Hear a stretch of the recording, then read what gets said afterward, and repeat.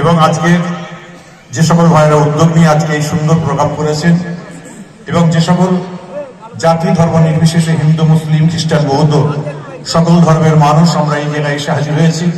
বিশেষ করে আপনারা আমার পূর্বেই আমাদের খুব মন মাতানোর মানুষ এবং ব্যক্তিগতভাবে আমি খুবই ওনাকে শ্রদ্ধা করি, ভালোবাসি।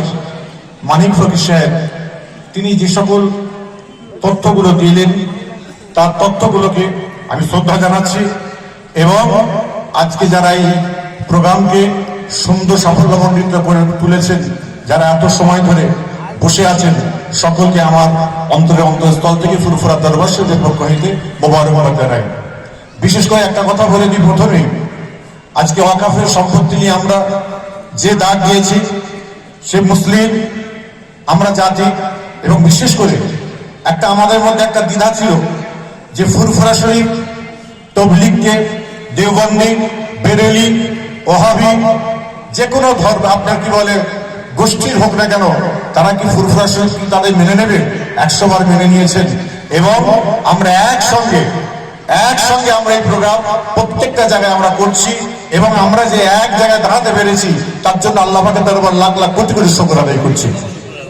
যাই হোক, আজকে বেশি কিছু বলার নেই।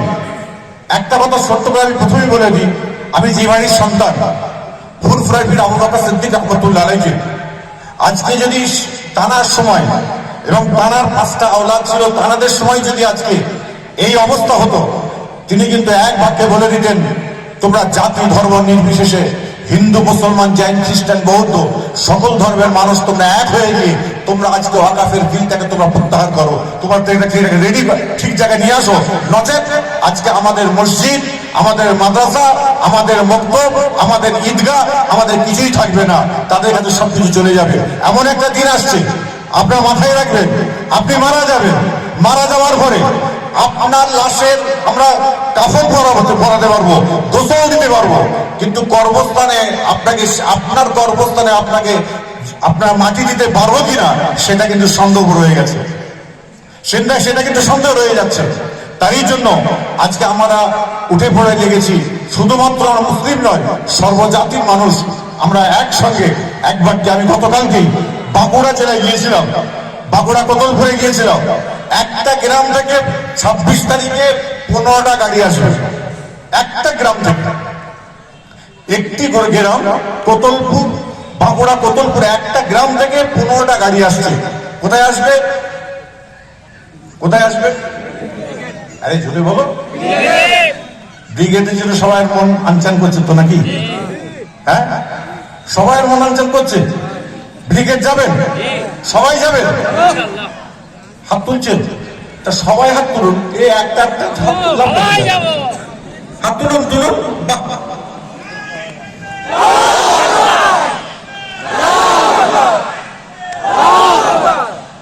আর কিছু স্লোগান নেই? দাও। আরে অগবিল বলছি না, বলবো না, বলছি না, বলবো না, তোর বলছি না, বলবো না, বলছি না, বলবো না, বিজেপির বিরুদ্ধে, আরএসএসের বিরুদ্ধে,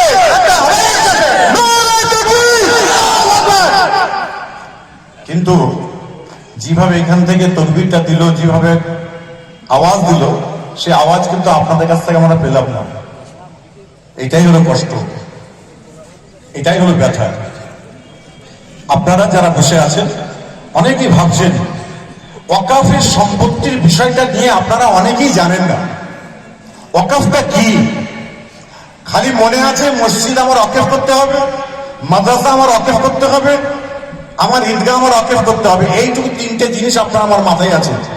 কিন্তু ওয়াকাফের বিল এবং ওয়াকাফ সম্পত্তিটাকে নিয়ে কিভাবে আজকে আমাদের বিজেপি সরকার নরেন্দ্র মোদী যেভাবে আমাদের উপরে হস্তক্ষেপ করতে শুরু করেছে, তার প্রতিবাদে আজকে অনেকে ভাবছেন যে মনে হয় এরা আপনার মুসলিম সংগঠনগুলো এক হয়ে গিয়ে এরা মনে হয় কোনো কারোর উপরে চেপে বসবে। আমরা না, আমরা কারোর উপর চেপে বসবো না এবং আমরা প্রত্যেকেই জানবেন, এখানে ধুতুরদহ এলাকার, উত্তর চব্বিশ পরগনা এলাকার যত মানুষ এখানে বসে আছেন প্রত্যেকে জানবেন আমরা এক, এবং আমরা হিন্দু মুসলমান আমরা এক হয়ে, সর্বজাতির মানুষ আমরা এক হয়ে আমরা প্রতিবাদ ইনশাল্লাহ আমরা করব। এবং সেই প্রতিবাদকে আমরা যদি সঠিকভাবে যদি নিয়ে আসতে পারি, আজকে আপনার মাথায় রাখবেন এখানে শুধুমাত্র ধুতুরদহ আপনাকে বলে এই জায়গাতে নয়, এই প্রোগ্রাম এই আমাদের বসে আপনি যে অনশন করার জন্য দিল্লিতে যেতে হতে পারে, আমরা দিল্লিতে যাওয়ার জন্য প্রস্তুত আছি। এবং আজকে আমাদের ফুরফুরা শরীফের পীরজাদা, 4 জন পীরজাদা আজকে আপনার কি বলে দিল্লিতে তারা গেছেন, তারা গিয়ে আপনার কি বলে ওয়াকাফের বিলের কি প্রোগ্রাম নিচ্ছে সেটা জানবার জন্য তারা ছুটেছে। আজকে খবরদার আপনারা অস্থির হবেন না, অস্থির না হয়ে ধীর মস্তিষ্কে আমাদের কাজ করতে হবে। আমাদের দাবি দেওয়াগুলোকে আমরা ঠিক ধীর মস্তিষ্কে যেন বার করতে পারি সেইভাবে আমরা কাজ করব। এবং এই আমরা যারা এখানে বসে আছি এবং আওয়াজ তুলবেন, আমরা কেউ আপনার কারোর বিরোধী নয়, আমরা তৃণমূলের বিরোধী নয়, আমরা সিপিএম এর বিরোধী নয়, আমরা কংগ্রেসের বিরোধী নয়, আমরা হিন্দু মুসলমান জৈন খ্রিস্টান বৌদ্ধ কারোর বিরোধী নয়। আমরা হলাম একতন্ত্র মানুষ, আমরা সবাইকে নিয়ে একসঙ্গে চলতে চাই, এটাই হলো আমাদের প্রথম নির্মাণ। এটা মাথায় রাখবেন। আসুন আমার রসুল পাক সাল্লাল্লাহু আলাইহি ওয়াসাল্লামের বার্তা নিয়ে আসি, কেন আমি একজন ফুরফুরা খ্রিস্টানদের বাড়ির ছেলে।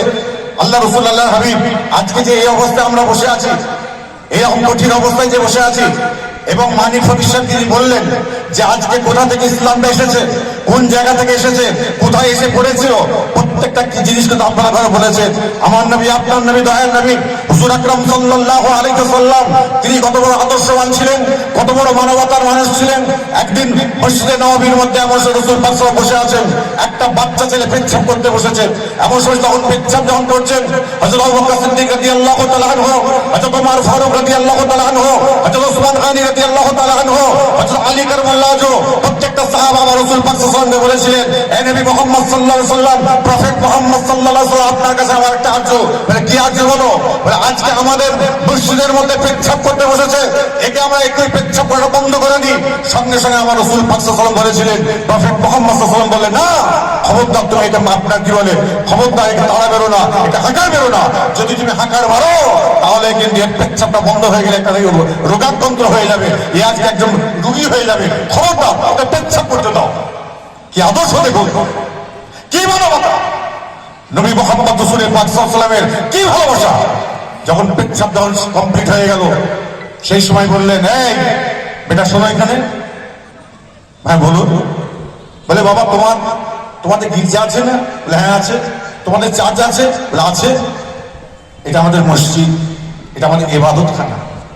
সঙ্গে সঙ্গে রাসূল পাক সাল্লাল্লাহু আলাইহি ওয়াসাল্লামের হাতটা ধরে বলেছিলেন, হে মুহাম্মদ ইবনে আব্দুল্লাহ, আপনি আমাকে কালমা পড়ে মুসলমান করে দেন। কি আদর্শ বলে এটা, কি মানবতা। আজকে আমরা শুধুমাত্র এই জায়গায় বসে আছি, অনেকে ভেবে বসে আছি যে এর দ্বারা আমরা কিছু পাবো, এর দ্বারা কিছু টাকা পাবো, এর দ্বারা কিছু পয়সা পাবো। খবরদার এই ভাবনা চিন্তা নিয়ে খবরদার চলবেন না। আমার রাসূল পাক সাল্লাল্লাহু আলাইহি ওয়াসাল্লামের এই আদর্শ ছিল না। আমার নবী, আপনার নবী, দয়ার নবী হুজুর আকরাম সাল্লাল্লাহু আলাইহি ওয়াসাল্লামকে আপনি চিনতে পারলাম না, রাসূল পাক সাল্লাল্লাহু আলাইহি ওয়াসাল্লামের আদর্শ আমরা নিতে পারিনি, তার ইতিহাস আমরা জানি যে আপনার জানার চেষ্টাও করি না। আমার নবী, আপনার নবী, দয়ার নবী হুজুর আকরাম সাল্লাল্লাহু আলাইহি ওয়াসাল্লাম একদিন তিনি রাস্তাতে হেঁটে হেঁটে আসছেন, এমন সময় হযরত রাসূল পাক সাল্লাল্লাহু আলাইহি ওয়াসাল্লামের সাহাবা রয়েছে সঙ্গে, এমন সময় জঙ্গলের ভিতর দিয়ে আসছে একটা গাছ।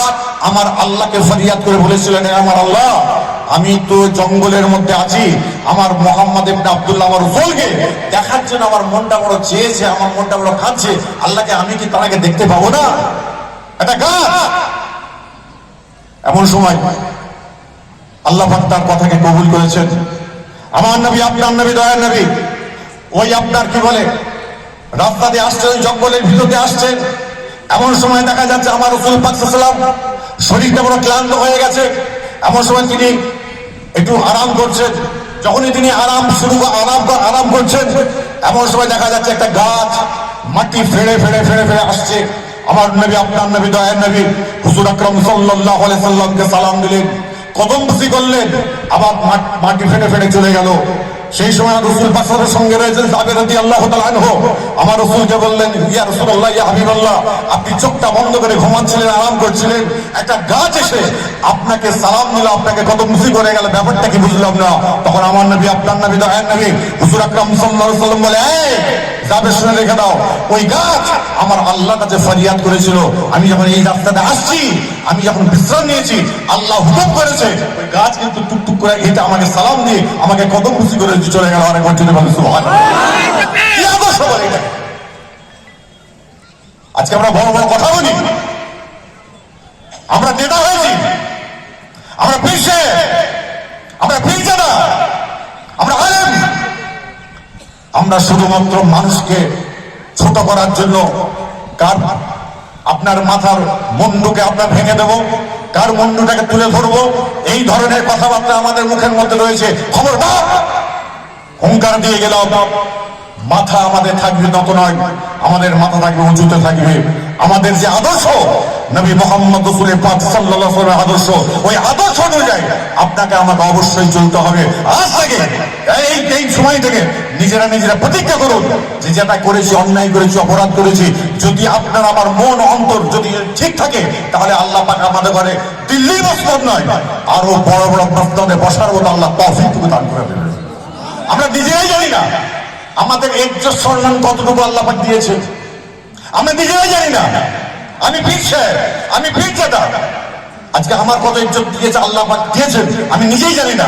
শুধুমাত্র মানুষকে প্রচলনায় ফেলে মানুষের ক্ষতি করবো কি করে, এই করে আজকে আমরা শেষ হয়ে যাচ্ছি। তাই জন্য আপনাদের প্রত্যেককে বলবো, ওয়াকাফের বিলের বিরুদ্ধে আমরা আজকে, ওয়াকাফের বিল যেটা সরকার চেয়েছে, আমরা সেইটাকে ধিক্কার জানাবার জন্য আজকে আমাদের সমাবেশ। এবং এটাও জানবেন, মসজিদ আল্লাহর ঘর, মাদ্রাসা আমার রাসূল পাক সাল্লাল্লাহু আলাইহি ওয়াসাল্লামের ঘর। এর সঙ্গে আমরা জানবেন, আরো একটা জানবেন, আপনারা যারা হিন্দু ভাইরা এখানে আছেন তাদের দৃষ্টি আকর্ষণ করে দিয়ে যায়, আপনাদেরও দেবত্ব সম্পত্তি আছে।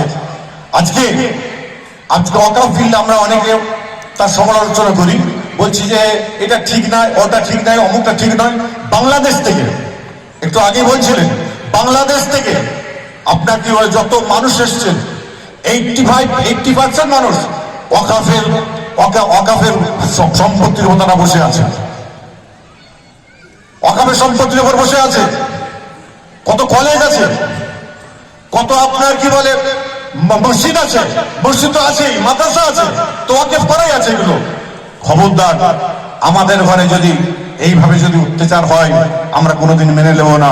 এরই জন্য এখান থেকে আমাদের যিনি মসনদে বসে আছেন নরেন্দ্র মোদীজি, আপনাকে আমি একটা কথা বলি, আপনি একটি কোট পরেন, সেটা প্রত্যেক দিন পরেন না, একদিনই পরে, তার দাম হলো 10 লক্ষ টাকা। নরেন্দ্র মোদীজি, আপনি যে পানিটা খাচ্ছেন, পানিটা দিল্লির পানি নয়, নিউজিল্যান্ডের পানি। আপনি আপনার পোশাক, আপনার যে আচার ব্যবহার, প্রত্যেক দিন আপনার কেউ 40 লক্ষ টাকা আপনার খরচ আছে। আপনি যখন বাইরে যাচ্ছেন 1,40,00,000 টাকা আপনার খরচ হয় প্রত্যেক দিন।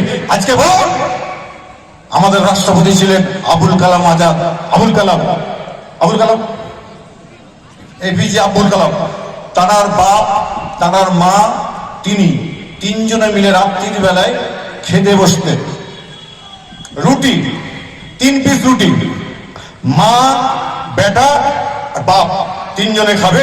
এমন সময় যখন আবুল কালাম যখন খেতে বসবে, আলোটা নিভিয়ে দেয়। আবুল কালাম তিনি রুটি খেয়ে যাচ্ছেন, রুটি খাওয়া যখন কমপ্লিট হয়ে গেছে, তখন মাকে বলছে, মা তুমি খেয়েছো, বাবা তুমি খেয়েছো? বলছে, হ্যাঁ বাবা আমরা খেয়েছি। নিজে না খেয়ে না, এটা নয়, ইতিহাস বলছে, ইতিহাস এটা বলছে। ইতিহাসকে আপনারা জানুন, ইতিহাসকে বুঝুন, এবং নবী মুহাম্মদ রাসূলের পাক সাল্লাল্লাহু আলাইহি ওয়াসাল্লামের আদর্শকে বোঝার চেষ্টা করুন। এবং আজকে যেই কারণে আজকে আমরা এই জায়গায় এসে হাজির হয়েছি, আগামী 26শে এপ্রিল শনিবার তো 26শে এপ্রিল শনিবার, গতকালকে আপনারা একটু আওয়াজ পেয়েছিলেন, মনে হয় ক্যান্সেল হয়ে গেল, তাই তো? অনেকের মনের ভিতরে শুরু হয়ে গেছিল কিন্তু এখনই আমাদের কাছে খবর এসেছে আগামী 26 তারিখে ইনশাল্লাহ আমাদের ব্রিগেডে আমাদের প্রত্যেককে যেতে হবে। সবাই খুশি না স্যার? আরে জোরে বলেন, সবাই খুশি হয়েছে? হ্যাঁ, ব্রিগেডে সবাই যাবেন তো? একদম এক কথা। আজকে আমরা স্টেজে যারা বসে আছি, আমার স্টেজ থেকে আমরা একটা বার্তা দেব, আমরা এক হয়ে যাই। আজকে আমরা হিন্দু মুসলমান বলে, খ্রিস্টান বলে কোনো কথা নয়, আমি পীরজাদা বলে কোনো কথা নয়, একজন আলেম বলে কোনো কথা নয়, একজন স্কুল মাস্টার বলে আমরা কথা নয়। আমরা স্টেজ থেকে আমরা এক বাক্যে আমরা হাত তুলবো, আপনারা উঠে দাঁড়িয়ে আমরা একের পর এক হাত দিয়ে আমরা আজকে এই সংবাদকে এবং এই যে মিডিয়াতে বসে আছে এদের দ্বারাই আজকে আমাদের এখানে যদি 5,000 লোক, যদি আপনার 10,000 লোক যদি দেখেন, আজকে মিডিয়া ভাইরা এরা 10 লক্ষ মানুষের কাছে পৌঁছে দেবে। তারই জন্য আজকে বাংলার বুকে যে আপনার কি বলে আমরা যে এক হয়েছি, হিন্দু মুসলমান জৈন খ্রিস্টান বৌদ্ধ, আজকে আমরা এক যে হয়েছি, তারই জন্য এখান থেকে বার্তা, একের বার্তা আমরা দেবো। স্টেজে যারা আমরা আছি আমরা প্রত্যেকে দাঁড়িয়ে যাই, একটু প্রত্যেকে হাত তোলেন, সবাই তুলুন। আজকে একতার বার্তা, আমরা এক। এখানে হিন্দু দেখি নাই, মুসলিম দেখি নাই, কোন জাত পাত আমরা দেখি নাই, আমরা একাত্মবাদের মানুষ। আমরা 26 তারিখ নয়, যতদিন ধরে আজকে অখাবের বিলকে আমাদের জন্য ঝুলিয়ে রাখবে সেইভাবে আমরা নিয়ে ইনশাল্লাহ আমরা চলাফেরা করবো। এই বলে আমার সংক্ষিপ্ত এখানে বক্তব্য শেষ করলাম। আল্লাহ হাফেজ, আসসালামু আলাইকুম। আমাদের সংগ্রাম, আমাদের সংগ্রাম, দেশে হিন্দু মুসলমান দিচ্ছে ডাক, বিজেপি সরকার নিপাত যাক। এই দেশে হিন্দু মুসলমান দিচ্ছে ডাক, বিজেপি সরকার নিপাত যাক। এই ওয়াকা ভোটের কালা কারণ মানছি না, মানব না। এই ওয়াকা ভোটের কালা কারণ মানছি না, মানব না। এই বিজেপি সরকার হুঁশিয়ার, বিজেপি সরকার হুঁশিয়ার, কেউলে মানুষ জেগেছে, বিজেপি সরকার তুমি হুঁশিয়ার, সারা বাংলা জেগেছে, বিজেপি সরকার হুঁশিয়ার, সারা দেশের মানুষ জেগেছে, বিজেপি সরকার হুঁশিয়ার, হুঁশিয়ার। আমাদের সংগ্রাম চলছে, আমাদের সংগ্রাম চলছে, মুসলমানের সংগ্রাম চলছে, চলবে। কেন্দ্র সরকারের বিরুদ্ধে লড়তে হবে, কেন্দ্র সরকারের বিরুদ্ধে লড়তে হবে, আইনের বিরুদ্ধে লড়তে হবে। আপনারা যারা যাচ্ছেন, আমাদের আকাঙ্ক্ষিত যে